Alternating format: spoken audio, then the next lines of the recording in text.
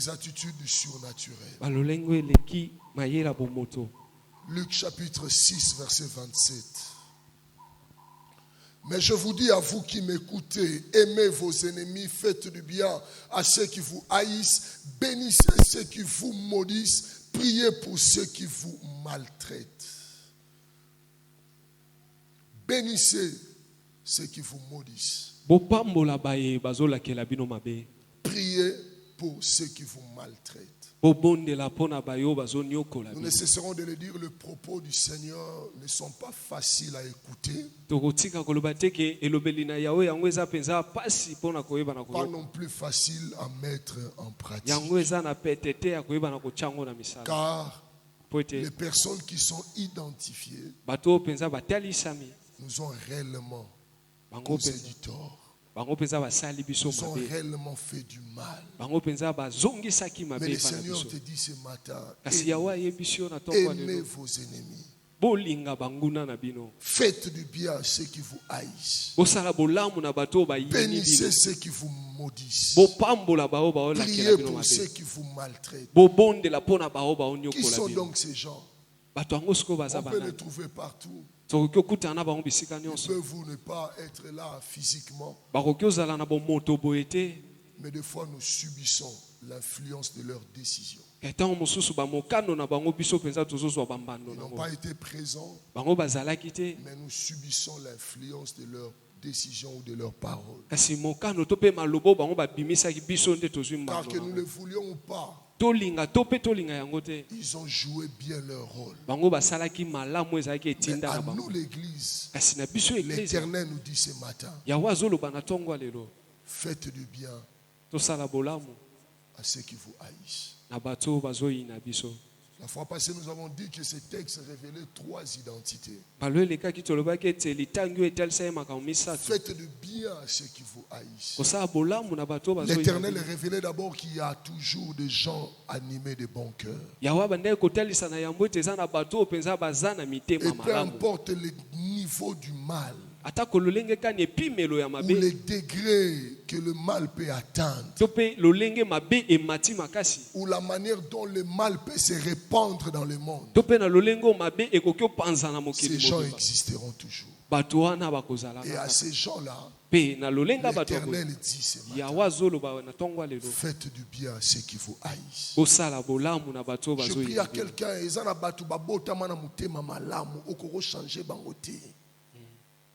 peu importe tout ce que tu peux leur infliger comme traitement, mais ils sont naturellement bons. Et la bonté de l'Éternel ne peut pas être annulée à cause de tes mauvaises actions. Et à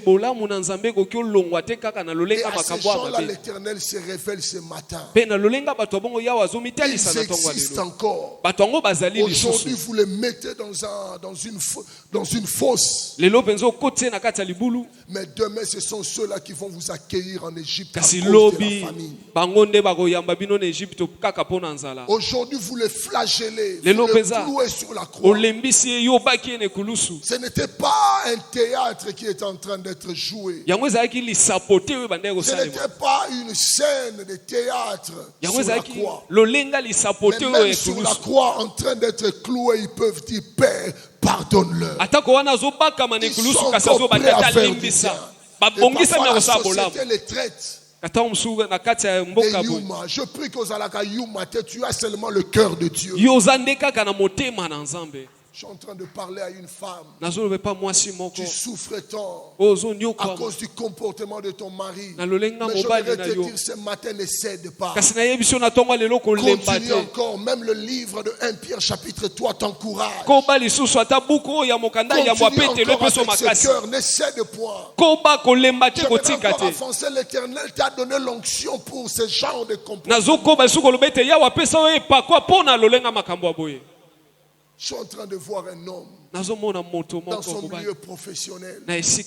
Aujourd'hui, injure. Demain, je ne sais pas quoi d'autre. Mauvais traitement. Mais lorsque des fois il se pose la question, Seigneur, qu'ai-je fait au monde? Je suis en train de voir quelqu'un qui est en train de souffrir amèrement. Il y a des souffrances que tu peux supporter. Mais il y a des souffrances Il demande aussi la consolation de certaines personnes de venir t'encourager. J'aimerais te dire, ne cède pas. Dieu va te donner la force de supporter ça.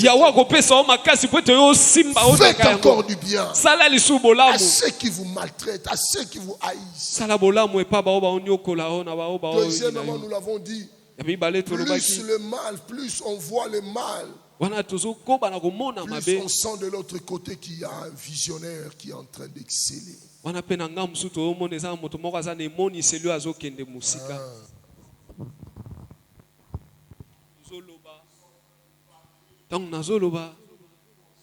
L'autre côté, il y a quelqu'un qui est en train d'évoluer. Amen. Troisièmement, nous l'avons dit que ça révèle l'identité d'un héros, les Jephthé. Je prie à quelqu'un, les héros ne sortent toujours pas d'une zone de confort. Les gens qui ont marqué leur époque, les gens dont le nom est parlé partout,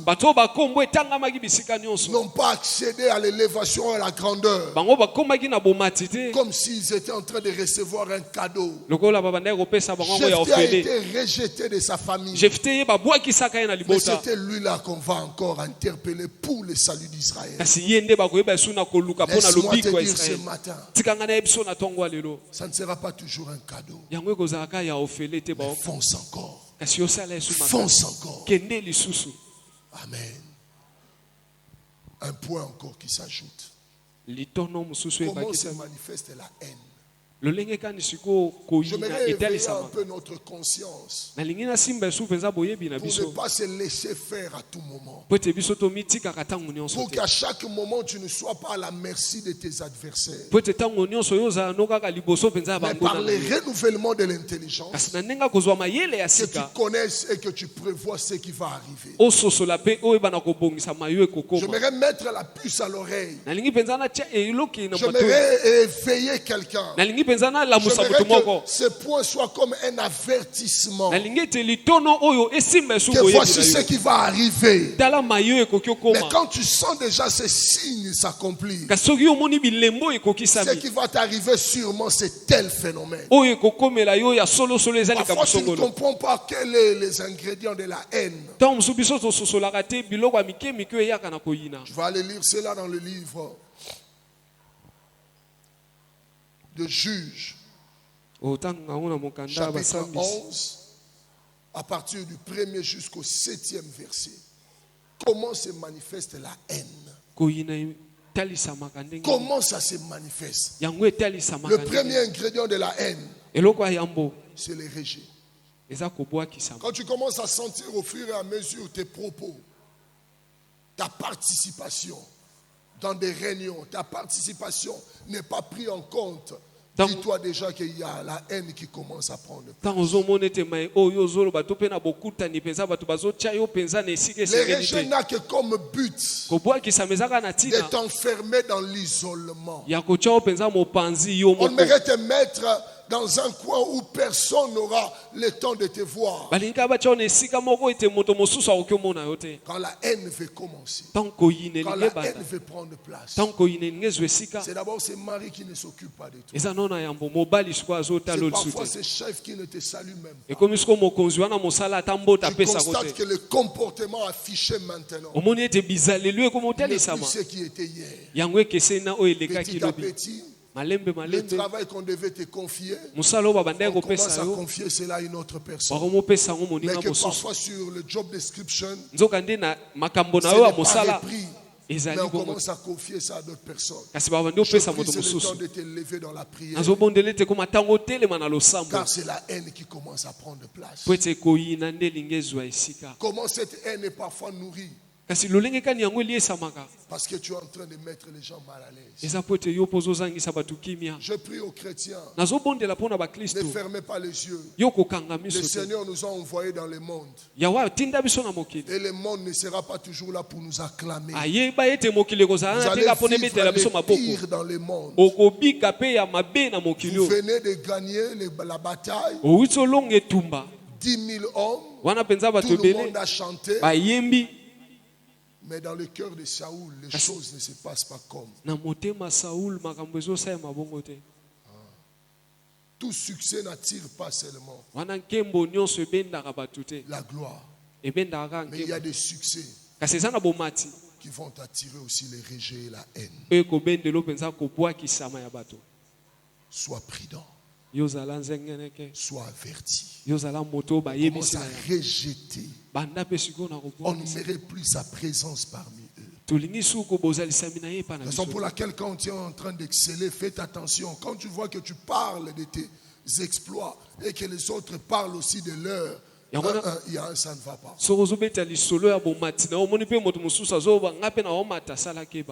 Il y a un ça ne va pas. Qui commente tes exploits? Qui commente cela? Qui témoigne de tes résultats? Qui parle de toi? Fais très attention. Deuxième ingrédient, après avoir été rejeté, qu'est-ce qui se passe dans le verset 2 et 3? Le frère de Jephthé ont même réussi à tourner les anciens de Galade contre Jephthé. Après avoir pris la peine de te rejeter, on va aussi intoxiquer les autres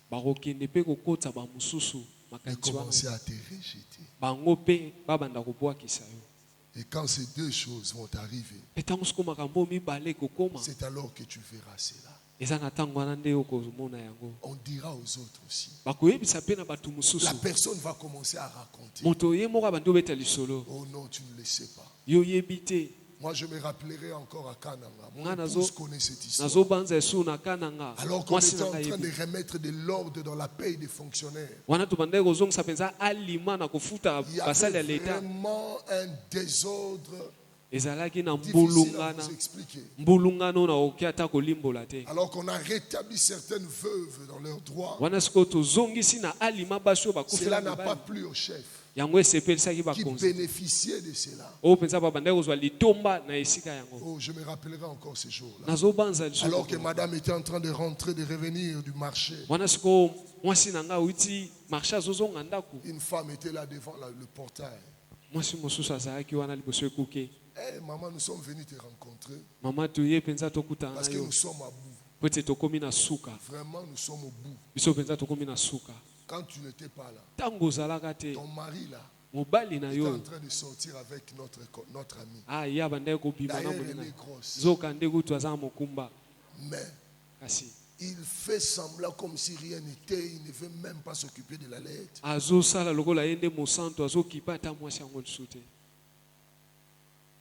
Si c'était toi, je me rappellerai, j'ai appelé un aîné. Il n'est pas vraiment un aîné, c'est un papa pour moi. Il a déjà pris sa retraite. Alors que nous étions à Kananga, lui il était à Mboujima. Je lui ai dit, voici ce qui est arrivé même. Ah, il n'y a pas possible. Vous savez quelle était sa réponse? Bon, entre nous. Entre nous. Il n'y a jamais eu de fumée sans. Est-ce que par hasard, bon, on peut aussi oublier, hein? Je prie à quelqu'un. Je vais prier à un couple. Tu ne vas pas interdire aux gens de mettre des désordres dans ton foyer. Les numéros de ton mari, tout le monde l'aura. Sur l'adresse WhatsApp, je ne sais pas, Facebook, tout le monde l'en aura. Et tu ne vas pas interdire les gens d'écrire. Mais agis en sagesse. Heureusement que votre maman connaît déjà son homme. Mais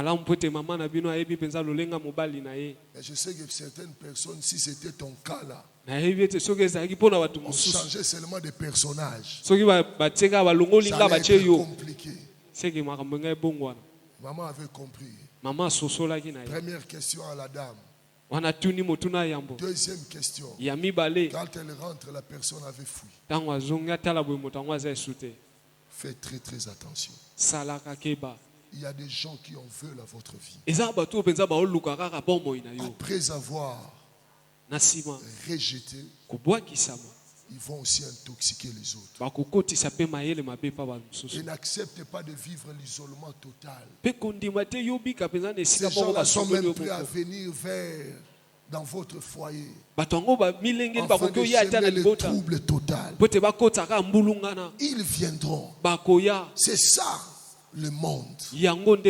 Quand la haine vient avec son premier ingrédient, s'ils sentent que tu arrives encore à réussir, tu as encore de la compagnie avec toi, ils viendront chercher tes pires. Afin de leur dire aussi, tu commets l'erreur d'être avec Jephthé. Voici en réalité ce qu'il est. Et tu seras rejeté. Est-ce qu'il y a quelqu'un qui est averti? Est-ce qu'il y a quelqu'un qui est averti? Que veut dire faire du bien à ceux qui vous détestent? Premièrement, c'est refuser de vivre aux dépens du mal. Faire du bien à ceux qui vous détestent, toi-même de ton propre gré, de ta propre volonté, c'est de refuser catégoriquement de vivre aux dépens du mal. Quand on t'a raconté l'histoire de ton frère, voici ce qu'il a dit de toi. Quelle est maintenant ton attitude? Suffit par rapport à ce que tu as entendu, ou bien tu continues à mener ta vie calmement, comme si rien n'était. Je prie à quelqu'un, si tu ne conjugues pas le comme si rien n'était, tu vas partir pour le mal. J'ai vu des amitiés qui étaient dures, pas facile à organiser ni à entretenir, mais par un simple langage, tout a volé en éclats. Je prie que tu sois suffisamment mature. Refuse de vivre par rapport à ces choses, car plus tu refuseras. C'est la deuxième chose qui va venir. C'est de chercher à ne pas être aimé, mais c'est chercher à aimer. Deuxième principe de Philadelphie. Adoration, amour, service, éternité. Si on ne vient pas chercher à être aimé, nous ne sommes que des hommes. Un tel va critiquer l'autre. Et si l'autre entend parler de cela, il ne sera pas d'accord. Ne viens pas dans cette église pour chercher à être aimé. Car nous ne sommes que des hommes. D'une manière ou d'une autre, quelqu'un va blesser l'autre. Mais quand nous venons en ce lieu, nous ne cherchons pas à être aimés, mais nous cherchons qui aimer. Nous cherchons qui aimer. Donc tu viens avec ta contribution, un peu d'amour que tu avais. Tu salues celui qui est à côté. Tu peux engager celui qui est à côté. Tu peux lui donner une information par rapport à sa vie. C'est ça que nous venons. Plus nous serons là, les uns ont un devoir en vis-à-vis des autres. C'est alors que nos droits ne seront plus prononcés. Comment le monde est en train de voler en éclats? Parce que tout le monde veut parler de ses droits. C'est ce qui a tué l'Occident. Tout le monde a un droit. Plus tout le monde a un droit, personne n'a de devoir vis-à-vis de l'autre. Mais le monde grandira quand chacun de nous va conjuguer le verbe devoir en faveur de l'autre. Rappelez-vous de la création. Quand Dieu a créé le monde, il avait le plein droit. Mais Dieu s'est mis plus dans la position de celui qui doit devoir aux autres. Mettre ce qui est bon en toi au profit des autres. C'est ça la communion fraternelle. Quand dans votre vie de couple, il n'y aura plus de droits, mais il y aura plus de devoirs, vous allez vous rendre compte que tu vas faire épanouir l'autre. Parce que tu verras ce qui manque réellement dans la vie de l'autre. Plus tu vas contribuer par rapport à cela, c'est alors que l'épanouissement sera complet. Mais quand nous sommes là, je suis dans mes droits. Tu vas aller même accuser ce mari au tribunal. Parce que tu te rends compte que tu as un droit. Mais tu oublies aussi que tu avais un devoir de protéger ce qui était cher pour vous. Le droit, tout le monde a un droit. Même à l'église, si le pasteur se met à parler de ses droits, l'église ne va pas s'épanouir. J'aimerais dire aux jeunes dans le ministère que nos droits se taisent. Mais que nous rappelons que l'onction que nous avons reçue, c'est pour les autres. C'est le devoir qui va vous faire épanouir. Mais quand c'est le droit, vous allez manger offrande, vous allez manger dîme, vous allez manger action de grâce, et il n'y aura même pas de chaise à l'église. Parce que le pasteur a des droits. Le pasteur a le droit d'un véhicule, le pasteur a le droit d'un carburant, le pasteur a le droit de ceci, et il n'y aura pas de devoir, et on saura que nous sommes venus que pour la laisser. Beaucoup des églises, les fidèles sont là assis, mais ils sentent que nous pouvons nous asseoir partout, mais les paniers devant, ça ce n'est pas pour nous, c'est pour les pasteurs.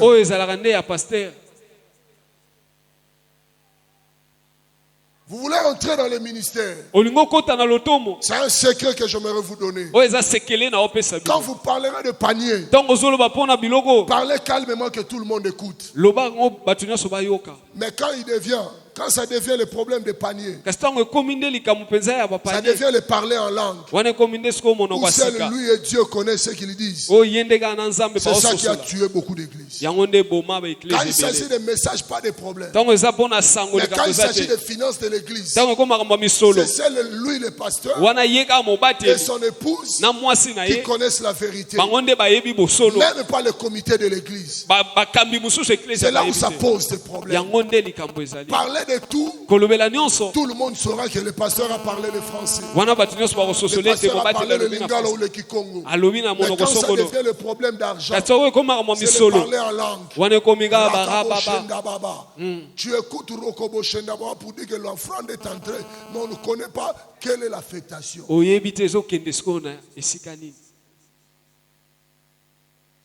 Jeunes dans le ministère, vous avez écouté. Le compte rendu des offrandes, vous donnez à qui? Aux oboma ministère, aux oboma église. Est-ce qu'il y a quelqu'un qui me saisit? Bon, j'entre dans le foyer.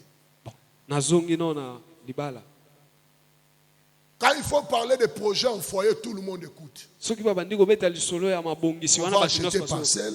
On va en faire ceci. On va acheter véhicule. Mais quand l'argent entre, c'est Koro Yondoro Boshanda Baba. Maman Ozoyokama.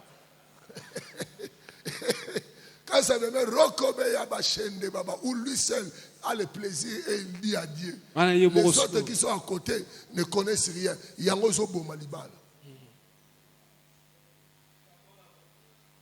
Ton salaire, qui contrôle ça? Ton salaire, qui connaît ça?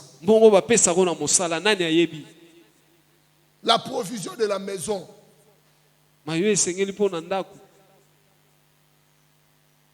Quittera son père et ça et Satan. Les gens bateau s'attachent physiquement en tout, mais financièrement. Financièrement. Bon,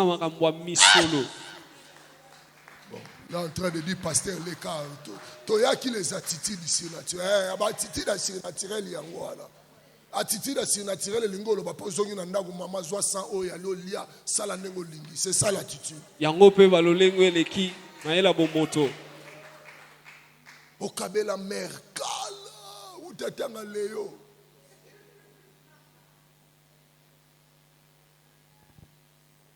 La dernière fois que tu as donné l'argent à ton épouse, c'était quand? Malasuka o kabelaka mama eza mokoni. Yango l'élité a été. Nous allons comprendre que non, prochainement quand l'argent va entrer en poche, dans une année bon, mukarame. Zino na tali pe mama. Zonan oyayo. Passe avec les naota la tena pesika. Ce que j'aime bien avec nos mamans c'est quoi? Parce qu'on a lingara pesa na ba maman na biso. Moi quand je donne, quand je rentre, nous sommes à côté de Moussouba, la viande de porc fumée. Mais na pesa ki yo, ya yo, maison yo kaka. Amen. Ba papa, bote me toka baka. Na mi kotisi. Ba célibataire. Voilà mon casolo mais pasteur. Tout ça on a célibat, né ni na ko kaba non. Il y a raison il y a des cadeaux que tu peux te priver, des cadeaux intimes. Yo, à ta fiancée, à ta transporté. À ta transport à Pamba. Et que dire de cela?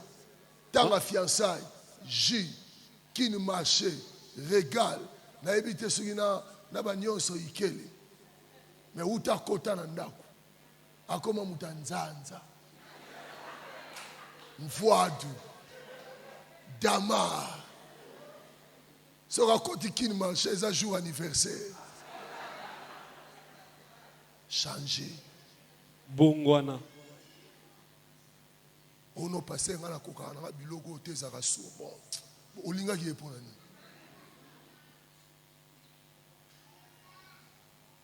nous. So mon agi na mvoadu.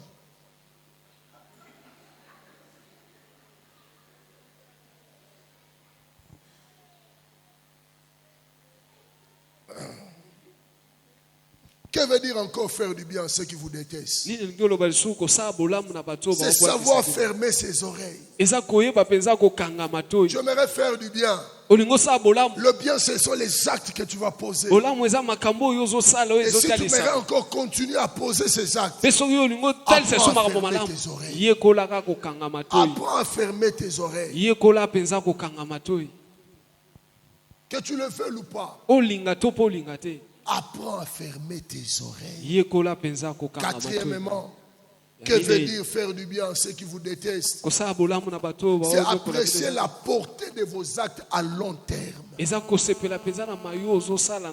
a des gens qui pensent que la vie s'arrête au bout du nez. Pense au long terme. Ce que tu aimerais poser comme acte maintenant. Tu ne sais pas ce que dit la Bible. Jette ton pain dans la mer. Car un jour ça te retournera. Fais du bien aujourd'hui parce que tu ne sais pas ce que demain peut te engendrer. Il y a des gens qu'on est venu le chercher chez eux à la maison.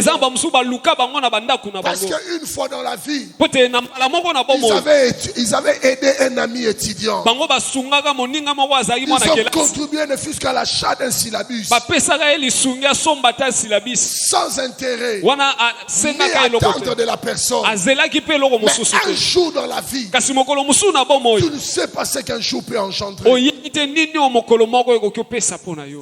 Que je me rappellerai de ce couple. Le mari a fait souffrir la femme dans toutes les manières. Mais pouf, Nzambe nenga salaka makamu. Beau-père a commis premier ministre. Tata mwasi a commis Thomas Yambo Yamboka. Parce que t'as un niveau de fête, il y a cérémonie, il y a jouissance. Moi, moi sur le Nyokolaki va partir chez son père qui est devenu premier ministre. Et toi là, tu seras où? Quelle sera ta place? Faites du bien aux gens. Pensez au long terme. Tu ne sais pas ce qu'un jour peut engendrer. Pose des bonnes actions. Tu ne connais pas.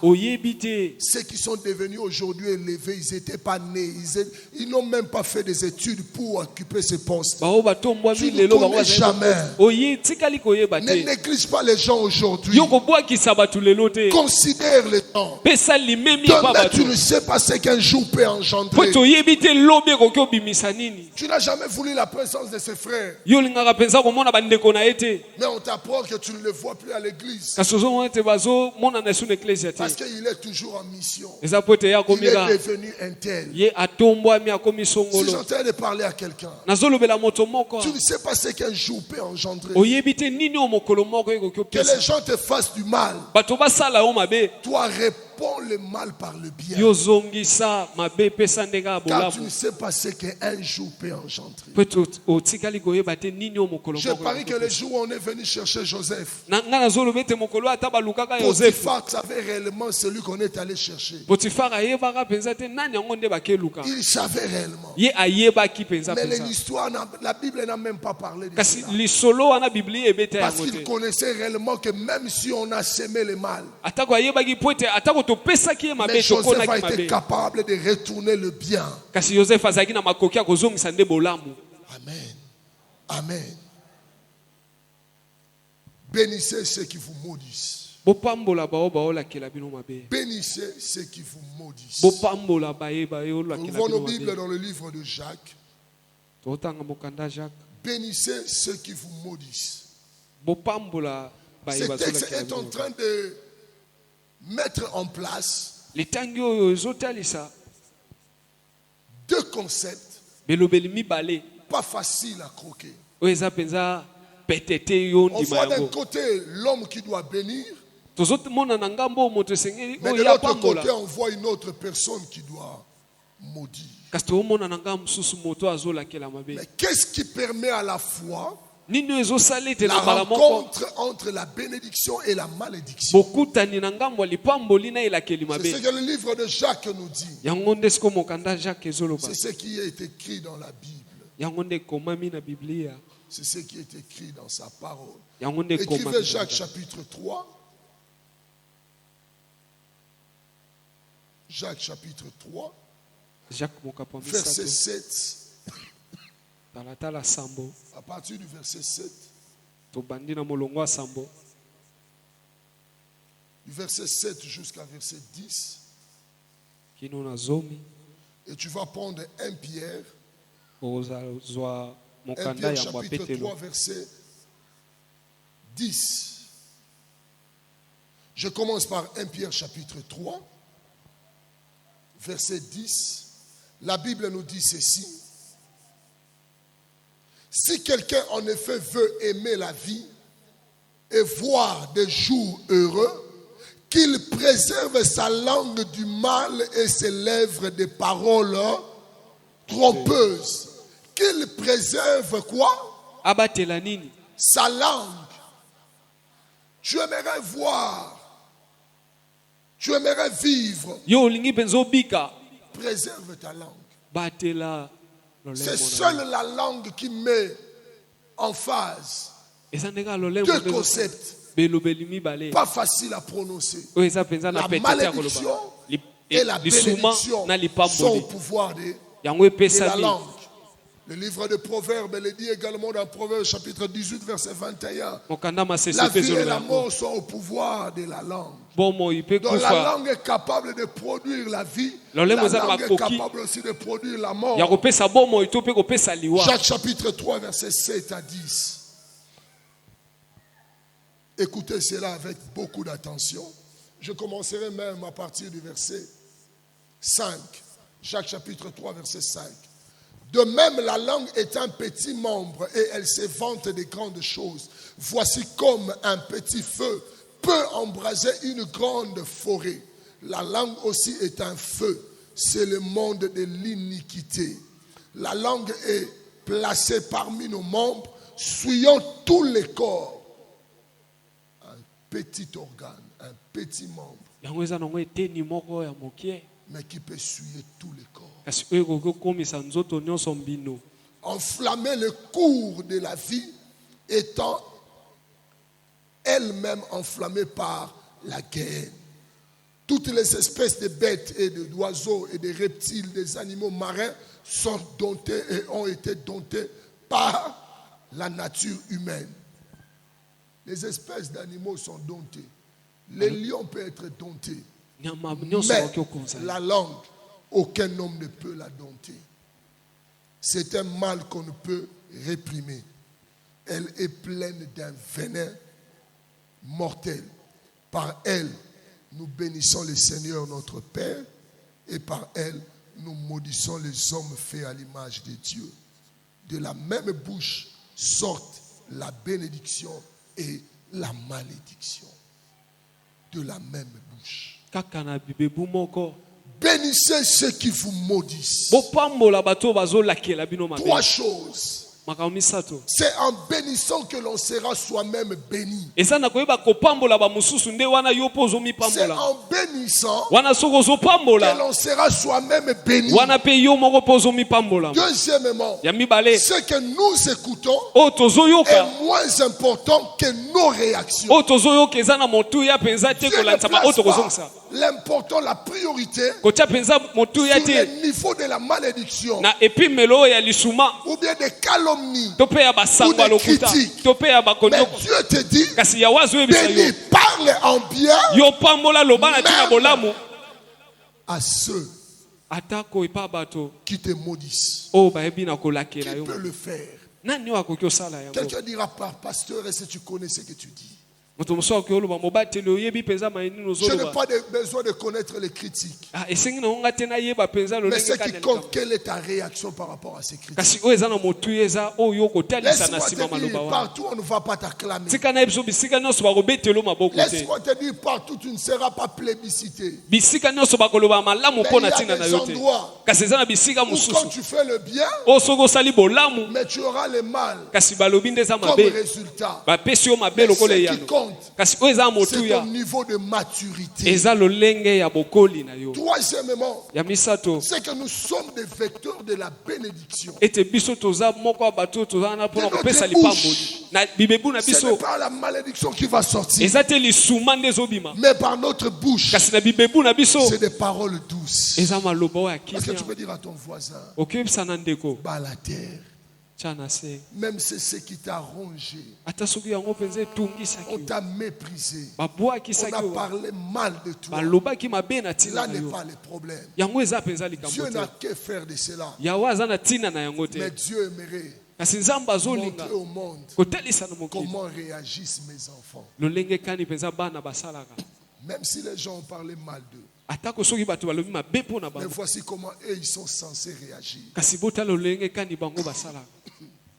Je prie à l'église. Même le monde connaît comment les vrais chrétiens doivent réagir. Quand tu te plonges trop à te réclamer, on m'a fait ceci, on m'a fait cela. Le païen et les chrétiens savent comment un vrai chrétien doit réagir. Parfois ta réaction peut se limiter dans le silence. Et tu t'arrêtes là. Amen. Amen. 3 paroles que tu auras à faire face. 3 paroles, 3 sources que tu vas toujours être confronté à cela. Premièrement, c'est ce que tu as écouté. Quand tu parles, c'est parce que tu as écouté. Quand tu réagis bien, c'est parce que quelque part tu as écouté. Quand tu réagiras aussi mal, c'est parce que tu as écouté. Et que fais-tu de ce que tu as écouté? Deuxièmement, c'est que nous avons pensé. Tu ne vas pas forcément parler parce que tu as écouté. Mais il t'arrivera aussi de parler parce que tu as pensé. Ah, parce que je l'avais vu, je comprends, je pensais, ah non, c'est que ça doit être lui qui a créé ces désordres. Tu as parlé de cela. Troisièmement, c'est ce qui nous a été dicté. Je prie à quelqu'un. La meilleure façon de t'exprimer doit être tes pensées. Pas ce que tu as forcément écouté. Ni ce qui t'a été dicté. Mais très souvent, qu'as-tu pensé? Quand on t'a raconté cette histoire, quelles a été tes pensées? Raison pour laquelle la Bible met un accent sur cela. Le renouvellement de l'intelligence. C'est dans ce domaine-là que le Saint-Esprit amène la sagesse. C'est dans ce domaine-là que notre volonté doit s'exercer. Ce n'est pas qu'on te dicte quelque chose, directement tu réagis. Ça, c'est être un automate. Quelqu'un qu'on a programmé. Et il ne se limite qu'à répondre ou à réagir par rapport à sa programmation. Qu'est-ce que tu as dit? Non, parce qu'il y a sans vérifier. Mais je prie que la maturité commence quand on pense. Quand on réfléchit. Avant d'ouvrir sa bouche. Cette bouche que tu vas ouvrir peut détruire toute une famille. Je vous en prie. Même nous les prédicateurs, un simple langage que je peux prononcer ici du haut de la chair, c'est fini, les gens vont partir. Je prie que tu comprennes la force de la destruction. Elle est plus rapide et réfléchis d'avance que ce que nous allons construire. Raison pour laquelle il y a des informations que quand tu l'as, ça ne sert à rien de parler de cela aux autres. Parce que ça n'a pas de sens. C'est fini. Tu peux protéger les gens en ne disant rien. Il y a des personnes que tu peux protéger quand tu gardes ton silence. Ce n'est pas mauvais. Mais quand tu vas seulement dire un mot, donc yondo bomiye, parce que yondo ke no goye bise makambo. Amen. Fais très très attention. Amen. Quelques vérités sur la langue. Quelques vérités sur la langue. Nous allons terminer par prier pour ceux qui vous maltraitent. J'aimerais dire la première de vérité. Les mots qui sortent de notre bouche sont irrécupérables. Ni dans le présent, ni dans le futur. Est-ce que tu sais que les paroles que tu dis là, quand ça sort, tu ne peux plus mettre la main pour retourner ça. Quand ça sort, ça sort. C'est ça le danger avec la langue. Raison pour laquelle, même si les animaux ne peuvent pas être domptés, ni la langue être domptée, mais c'est seul le Saint-Esprit qui peut t'amener à la maturité. Et il t'impose un silence. Rappelle-toi, avant de dire, quand ça sort, tu ne peux plus récupérer ça. Maîtrise bien ta langue. Deuxièmement, les hommes nous découvrent par nos paroles. La langue est deux fois plus représentative que notre physique.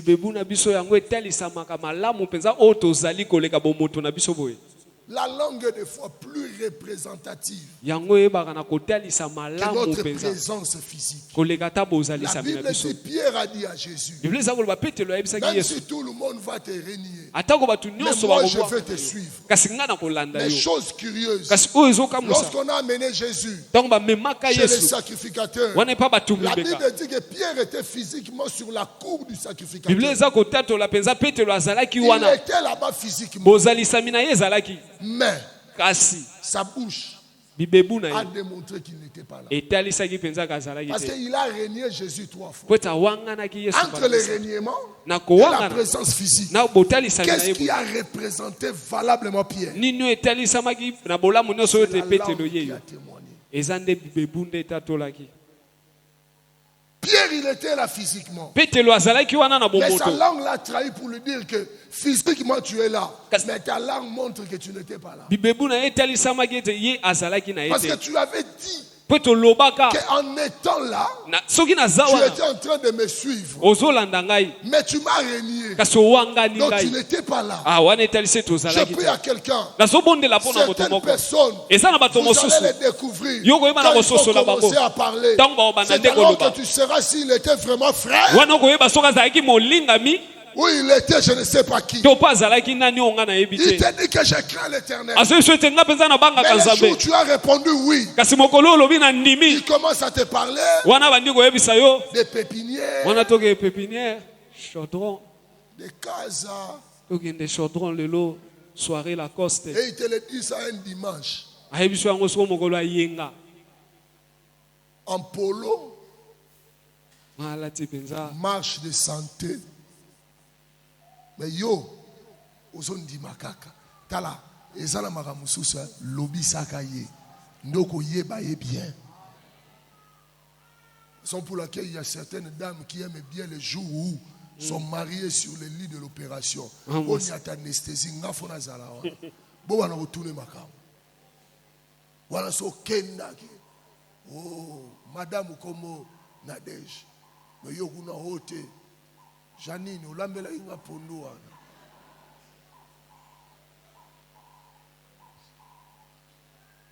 Lobisaï. C'est pour laquelle le dialogue, c'est le premier ingrédient de l'unité dans la vie de couple. Libanda. Keba pena basio balobaka. Parce qu'il y a bomba et belé. Tant qu'on bimisa. Yomo pour nous fando le bureau nzambe au mwana tata Jean. Anga y mwana père nabiso. Parle. Loba. Fais-lui parler. C'est alors que tu sauras ce qui est dans son cœur. Troisièmement, la langue est un facteur de l'unité et de la communion. Ce qui est plus important, c'est quoi? S'il faut bien exercer notre langue, j'aimerais dire à l'église, la langue est un facteur de l'unité. L'unité n'est pas synonyme de proximité. L'unité n'est pas synonyme de proximité. Mais l'unité est synonyme d'appartenance. Et l'appartenance, c'est ce que nous puissions parler le même langage. Quand nous disons prière, ça sera prière. Et pour arrêter, priez pour ceux qui vous maltraitent. Priez pour ceux qui vous maltraitent. Ça, c'est la prière. C'est ce que nous devons faire maintenant. Il n'y a pas à dire là. On te dit prie pour ceux qui te maltraitent. Donc il y a eu un niveau d'intercession qui ne vient pas seulement soutenir ceux qui vous font du bien. Mais il y a un niveau d'intercession qui vous pousse à soutenir ceux qui vous font du bien. Et la Bible te dit prie. Comment te dire de prier? C'est seulement de te dire ferme tes yeux. Commence maintenant à voir tous ceux qui t'ont fait du mal. Est-ce que tu peux dire un mot à Dieu par rapport à leur avenir, par rapport à leur vie, par rapport à leur foyer? C'est toi seul qui connais le mal qu'ils sont en train de commettre. S'ils continuent ainsi, un jour tu ne seras pas étonné. On t'appelle qu'un tel est mort. Raison pour laquelle Dieu te dit, j'ai encore besoin de son âme. Prie pour lui maintenant. Ta prière va amener à ce que la main de Dieu touche son cœur et qu'il change réellement. Est-ce que tu peux couper ta tête? Je ne sais pas si c'est la famille de ton père. Je ne sais pas si ce sont les frères de ton père décédés qui font souffrir ta famille. Ta maman souffre. Toi et tes frères vous souffrez parce qu'ils ont ravi tout l'héritage. Mais ce matin Dieu te dit prie pour eux. C'est ça l'attitude du surnaturel. Tu ne prieras pas seulement en ces lieux, mais même en rentrant à la maison. Aujourd'hui tu as une requête. Tu continueras à prier pour ce chef qui n'a toujours pas voulu ta promotion. Tu continueras à prier pour ces maris qui te fait souffrir. Tu continueras à prier pour cette femme qui te fait souffrir. Expose-les devant Dieu. L'Éternel est en train de nous dire le seul endroit où le changement sera possible, c'est quand tu vas commencer à prier. Lorsque tu vois les différents noms qu'on te cite. D'ailleurs, il a aimé telle fille. D'ailleurs, dans le quartier, il a fait ceci. Je prie que tu aies la force. Que le Saint-Esprit t'accorde la force de prier pour lui. De prier pour elle. Cette femme qui te dérange tant. Aujourd'hui, un tel vient. Elle s'est encore endettée. Des fois, ça ternit l'image de ta famille. À tout moment, elle a des dettes. Mais je prie que ce matin, que tu te lèves et pries pour elle. Quelle est la honte qui arrive dans la famille? Cet enfant qui a loupé même Kamolaï. Il a failli terminer sa vie dans Kamolaï. C'était la honte pour la famille. Ce matin, l'Éternel te dit, prie pour celui qui te maltraite. Prie pour lui. Prie pour lui. Il y a des gens, lorsqu'ils se voient en dehors du mariage, ils s'étaient épanouis. Mais lorsqu'il a mis les deux pieds dans le vide, c'est là où tout a changé. Est-ce que ce matin tu peux avoir la force? Je prie à quelqu'un, l'Éternel attend la prière. Quand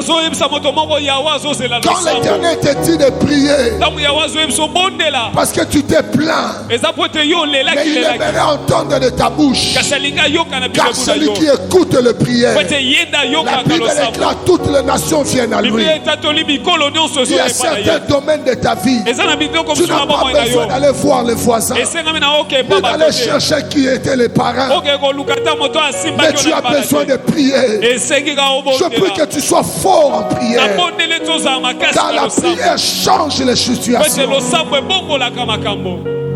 La vie que tu mènes maintenant, lorsque tu regardes ta vie, les conséquences, peut-être ce n'est pas toi, mais c'est ces messieurs-là. Les conséquences, c'est peut-être ta famille. Les conséquences, c'est peut-être la malédiction qui pèse sur ta famille. Aujourd'hui, tu es en train de vivre les conséquences. Aujourd'hui, tu es dans tel mariage. Demain, tu es dans tel autre mariage. Après demain, c'est un tel mariage. Il n'y a plus de stabilité.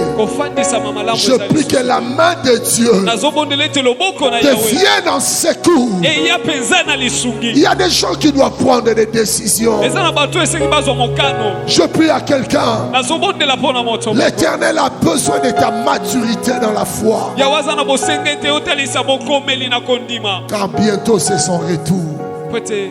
Il revient bientôt. Ta situation va changer par ta prière ce matin. Est-ce que tu peux te lever? Est-ce que tu peux te lever? et commencer à dire au Seigneur, ces choses-là sont restées dans le passé. Je m'élève puissamment ce matin. Je n'appartiens plus à ce passé. Je ne suis plus de ces lots-là. Je suis maintenant de ceux qui doivent évoluer. J'évolue dans la prière à grands pas, car je le sais, Christ en moi, c'est l'espérance et la gloire. Je prie que ce matin, que celui qui écoute les prières secours, qu'il amène des secours.